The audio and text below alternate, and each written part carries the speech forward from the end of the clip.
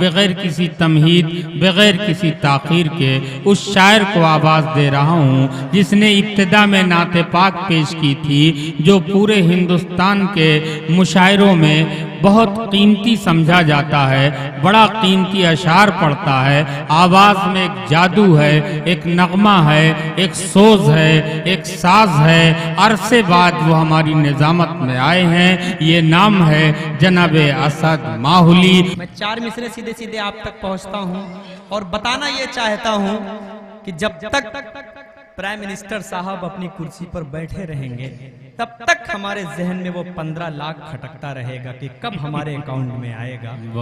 बात अगर सच्ची लगे तो एक शख्स मुझसे जुड़े। मैं सीधे सीधे 4 मिसरे पढ़ता हूँ, फिर 4 मिसरे पढ़कर अपनी जगह लूंगा। पढ़ता हूँ सीधे सीधे समाप्त फरमाएं। जो कहते हैं वही करते हैं, मक्कारी नहीं करते।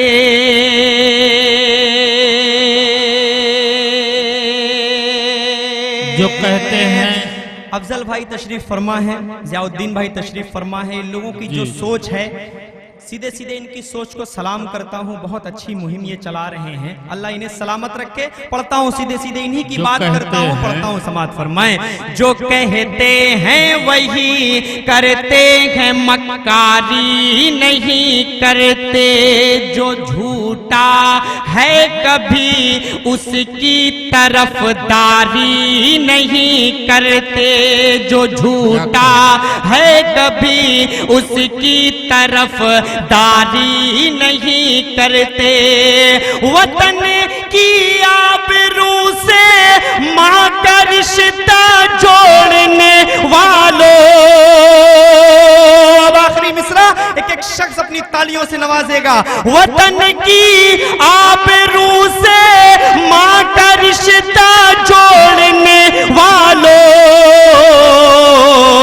कभी हम लोग अपनी माँ से गद्दारी नहीं करते।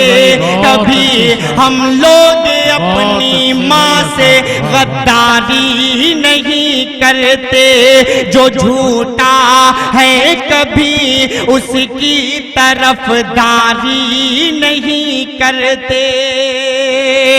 4 मिसरे और आप तक पहुंचाता हूं और सीधे सीधे बताता हूं कि इस्लाम इस दुनिया को क्या देता है। आखिरी का मिसरा अगर आपको समझ में आए तो अपनी दुआओं से मुझे रुखसत कीजिएगा। पेश करता हूं दोस्तों, ऐसे वक्त में मुझे खड़ा किया गया है कि मैं कैसे परदेश न जाऊं, मैं तेरे पास रहूं, वो भी नहीं सुना सकता, मैं कुछ नहीं सुना आप सब सुनाइए, आपको इजाजत है। सीधे सीधे 4 मिसरे पढ़ता हूं, आपकी इजाजत भले है, लेकिन इतना समझदार तो हूं कि मैं किस मरहले में खड़ा हूं, किस वक्त में खड़ा हूं।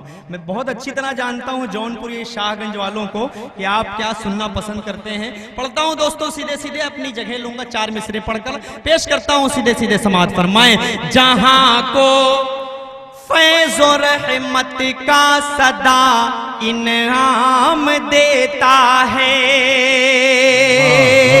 जहां को फैज़ और रहमत का सदा। अब तक मैंने देखा कि ये सामने हमारे कुछ भाई माशाअल्लाह बहुत अच्छा ये मुशायरा सुन रहे हैं। अभी मैं ज़ियाउद्दीन भाई से कह रहा था कि ये भाई जिस तरह मुशायरा सुन रहे हैं, इनकी तरह अगर 5-10 इस मुशायरे में हो जाएं तो कोई रोक नहीं सकता इस मुशायरे को कामयाब होने से। लेकिन अल्लाह ने इस मुशायरे को कामयाब कर दिया है। ये तो आखिर का जो हिस्सा चल रहा है, इंशाअल्लाह अब ये मोहल्ला भी थोड़ा सा मुझसे जुड़ जाएगा। ये मिसरे पढ़कर मैं अपनी जगह लेता हूँ, पढ़ता हूँ समाज फरमाएं। जहां को फैज़ और रहमत का सदा इनाम देता है, भलाई का हर एक इंसान को पैगाम देता है। फकत भारत नहीं दुनिया के हर गोशे में औरत को। आखिरी का मिसरा जौनपुर वालों, आजमगढ़ वालों, इस शेर की आप हिफाजत कीजिएगा। मैं भी आजमगढ़ का बच्चा हूं, पढ़ता हूं सीधे सीधे समात फरमाएं, पेश करता हूं सीधे सीधे समात फरमाएं। फकत भारत नहीं दुनिया के हर गोशे में औरत को, सभी मजहब से ऊंचा मर्तबा इस्लाम दे। वाह वाह।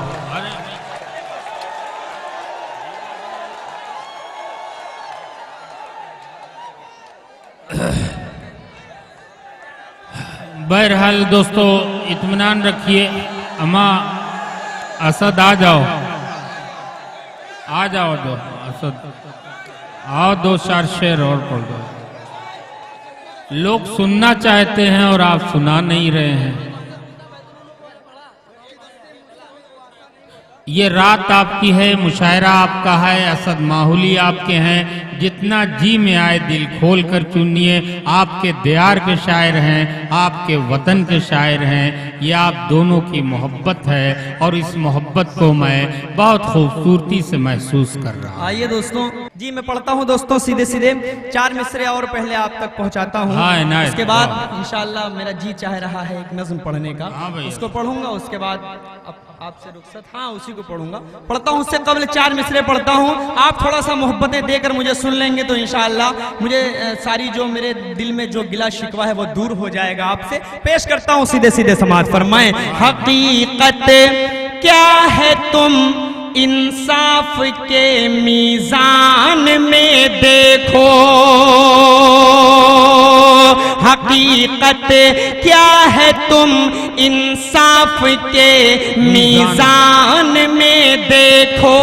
हमारी शान जाकर बद्र के मैदान में देखो।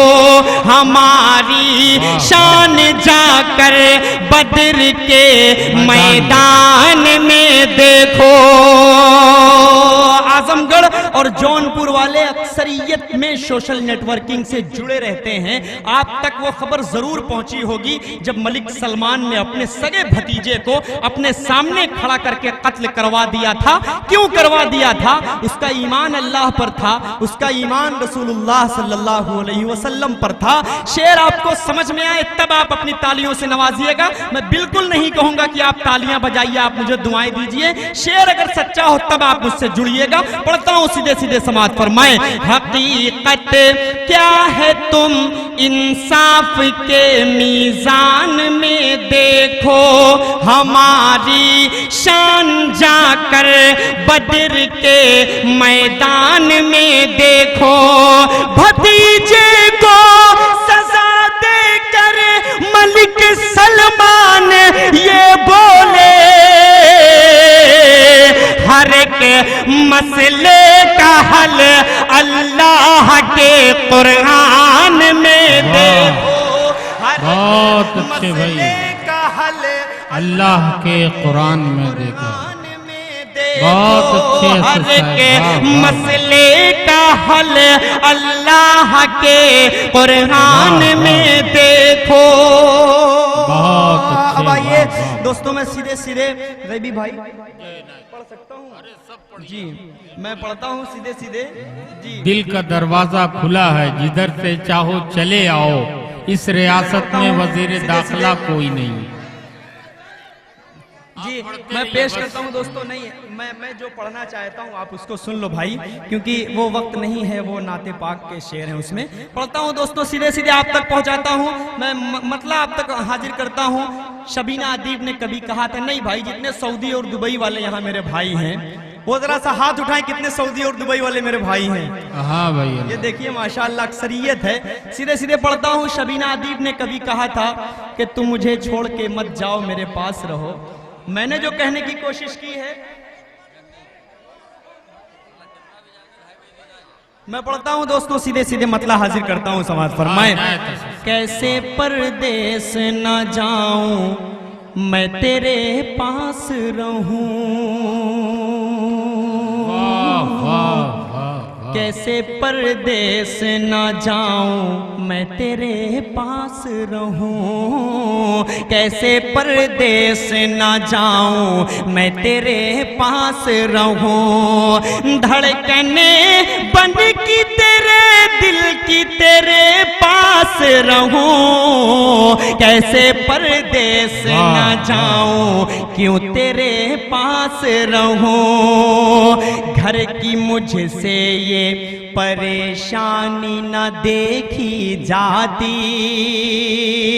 बहुत सारी मजबूरियां लड़कियां होती है दोस्तों जो उनको सऊदी और दुबई का सफर करवाती हैं। किसी को शौक नहीं होता कि अपने बाल बच्चों को छोड़कर, अपने माँ बाप को छोड़कर सऊदी और दुबई रहने का किसी को शौक नहीं है। बंद पढ़ता हूं, बंद में सच्चाई नजर आए तो आप अपनी दुआओं में शरीक कीजिएगा। पेश करता हूं सीधे सीधे समाज फरमाएं कि घर की मुझसे ये परेशानी न देखी जाती और टूटी हुई चरपाई न देखी जाती। मेरे घर की है जो बदहाली मिटेगी कैसे, हम सफर लब पे तेरे लाली सजेगी कैसे। कर्ज सालों का अदा जा मेरी कैसे होगा, मैं न जाऊंगा जो परदेस तो फिर क्या होगा। कैसे परदेस न जाऊं मैं तेरे पास रहूं, कैसे परदेस न जाऊं मैं तेरे पास रहूं। और दोस्तों बिलखुसूस तन्हाई में डूबा उनकी बीवी का ये शेर उन तक पहुंचाता हूं जो सऊदी और दुबई रहते हैं। पेश करता हूं सीधे सीधे समाअत फरमाएं कि काले बादल जो गरीबी के सनम छाए हैं, काले बादल जो गरीबी के सनम छाए हैं, फूल से चेहरे मेरे बच्चों के मुरझाए हैं। मुफलिसी के से बादल को हटाने के लिए घर में खुशियों के नए दीप जलाने के लिए, घर में खुशियों के नए दीप जलाने के लिए किस तरह तुझको बताऊं बड़ा रंजूर हूं मैं, छोड़कर अपना वतन जाने पे मजबूर हूं मैं। कैसे परदेस न जाऊं मैं तेरे पास रहूं। दोस्तों अब सिर्फ जाने जाने की बात होती है, लेकिन 2 साल 2.5 साल 3 साल के बाद जब वापस आने की बात होती है तो उस वक्त उनकी बीवी पर क्या बीतती है, उस वक्त उन बच्चों का क्या हश्र होता है, उनके चेहरे पर जो मुस्कुराहट रहती है उस मुस्कुराहट को आप अपने सामने रखें। और सीधे सीधे आखिरी बंद पढ़कर आपसे रुखसत मांगता हूं, पेश करता हूं सीधे सीधे समाअत फरमाएं कि जब मैं लौटूंगा वतन अपने तो फिर क्या कहना, जब मैं लौटूंगा वतन अपने तो फिर क्या कहना। खनखनाएंगे तेरे हाथ में चूड़ी कंगना, खनखनाएंगे तेरे हाथ में चूड़ी कंगना।